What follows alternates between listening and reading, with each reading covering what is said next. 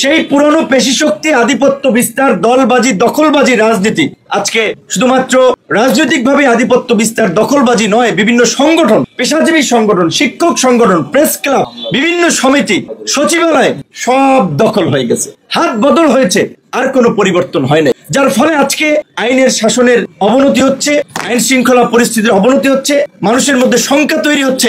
যারা অপরাজনীতি করছে, দলবাজি, দখলবাজি, চাঁদাবাজি, টেন্ডারবাজি, পেশি শক্তি এবং আধিপত্য বিস্তারের রাজনীতি, এখন পর্যন্ত নির্বাচন হয় নাই, কোন দল ক্ষমতা আসে নাই, কিন্তু সারা দেশে তৃণমূলে যান, জেলা উপজেলা বিভিন্ন জায়গায় দেখবে কোন জায়গায় বিভিন্ন দলের আধিপত্য, যে মনে হচ্ছে যে এই এলাকার তারাই হত্যা করে, এই এলাকার তারাই রাজা, বাকিরা প্রজা।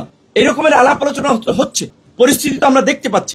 এবং সবচেয়ে নির্মম ঘটনা হচ্ছে, যেই ফ্যাসিবাদের বিরুদ্ধে আমরা লড়াই করেছি, সেই ফ্যাসিবাদকে এখন বিভিন্ন দল গোষ্ঠী পৃষ্ঠপোষকতা করছে, রাজনৈতিক স্বার্থে পুনর্বাসন করছে। মানুষ ক্ষুব্ধ হয়ে বলছে যে এই পরিস্থিতি হবে জানলে তো আমি রাস্তায় নামতাম না। এবং আমাদেরও কষ্ট নিয়ে মাঝে মাঝে মনে হয়, বলি যে এই রকমের পরিবর্তন হবে, তাহলে তো জীবনের ঝুঁকি নিয়ে বন্দুকের নলের মুখে দাঁড়িয়ে আমরাও লড়াই করতাম না, মনে হচ্ছে মাঝে মাঝে। কিন্তু তারপরে আবার নিজের সেই ভাবনাকে ঘুরিয়ে ফেলি যে যোদ্ধা তো কখনো হারতে জানে না, তারা তো কখনো হারে না। রান্নায় আমার ভালোবাসা Jamuna gas stove. Jamuna gas stove, আধুনিক, নিরাপদ ও দীর্ঘস্থায়ী। বিপ্লবের কখনো মৃত্যু হয় না। কাজে আমরা যেই বিপ্লব শুরু করেছি, সেই বিপ্লবকে সমাপ্ত না করে আমাদের হতাশ হলে চলবে না। মানুষের যে আকাঙ্ক্ষা ছিল পরিবর্তনের, সেই পরিবর্তন আমরা করতে চাই। অনতি বিলম্বে এই জুলাই মাসেই, এই জুলাই সনদ কিংবা জাতীয় সনদ, যেই নামে অভিহিত করা হোক না কেন, এই জাতীয় সনদের ঘোষণা করে, যেই সনদে নতুন বাংলাদেশের একটা রূপরেখা থাকবে। এই গণ আন্দোলনের এবং গণ অভ্যুত্থানের অগ্র সৈনিক হিসেবে আমরাও মনে করি যে যেই হাসিনা এবং যেই ফ্যাসিবাদের বিরুদ্ধে লড়াই করে আমরা শারীরিকভাবে লাঞ্ছিত হয়েছি, মানসিকভাবে লাঞ্ছিত হয়েছে, আমাদের পরিবার লাঞ্ছিত হয়েছে, আমাদের পরিবার ভুক্তভোগী হয়েছে, আমাদের হাত ভেঙেছে, পা ভেঙেছে, মেরুদণ্ড ভেঙেছে, আমরা জীবন বিপন্ন করে লড়াই করেছি যেই একটা পরিবর্তনের স্বপ্ন নিয়ে। সেই পরিবর্তনটা আমরা গত এক বছরে খুব বেশি দেখি নাই। বরঞ্চ আন্দোলনের নেতৃত্বে থেকেও কিংবা সরকারের থেকেও অনেকেই জন আকাঙ্ক্ষার বিপরীত কর্মকাণ্ডে লিপ্ত হয়েছেন, যে সমস্ত কর্মকাণ্ড প্রকারান্তি মানুষের সাথে প্রতারণার সামিল। একটি বছর হতে চলছে সরকারের উন্নয়নের কেন্দ্রবিন্দু, সরকারের শাসন ব্যবস্থার কে সুশাসন নিশ্চিত করার জন্য যে প্রতিষ্ঠানটি সবচেয়ে বেশি ভূমিকা পালন করে, সেটি হচ্ছে আমাদের স্থানীয় সরকার। আজকে এক বছর ধরে স্থানীয় সরকারের কোনো জনপ্রতিনিধি নাই।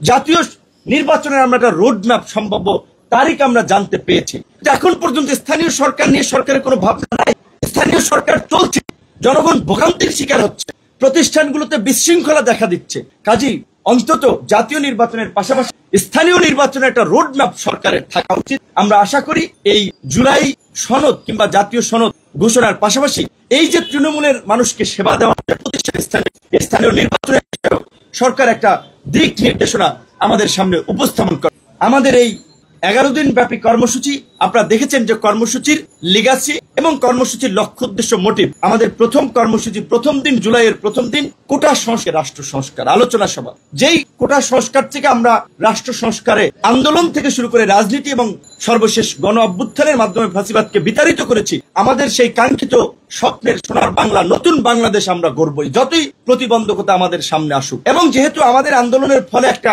সরকার গঠিত হয়েছে, কেউ কেউ বলেছে 8ই আগস্ট এই সরকার গঠনের মধ্যে দিয়ে কার্যত আমাদের এই বিপ্লব বেহাত বিপ্লবে পরিণত হয়েছে।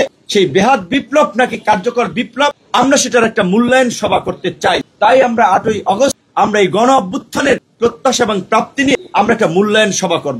আমরা মনে করি যে এই বিপ্লব বেহাত হওয়ার পথে থাকলেও আমরা বেহাত হতে দেব না। সরকার ভুল পথে থাকলেও তাকে আমরা টেনে সঠিক পথে রাখবো। সরকারকে জন আকাঙ্ক্ষাকে প্রাধান্য দিয়েই এই জুলাইয়ের আকাঙ্ক্ষা বাস্তবায়ন করতে হবে, রাষ্ট্র সংস্কার করতে হবে। এবং যেই গণতন্ত্রের জন্য, ভোটের জন্য আমরা লড়াই সংগ্রাম করেছি, রাষ্ট্র সংস্কার, একটা নির্বাচনের জন্য নিরপেক্ষ পরিবেশ, লেভেল প্লেইং ফিল্ড, সহিষ্ণু রাজনীতির পরিবেশ তৈরি করেই তাদেরকে একটা নির্বাচনের দিকে যেতে হবে।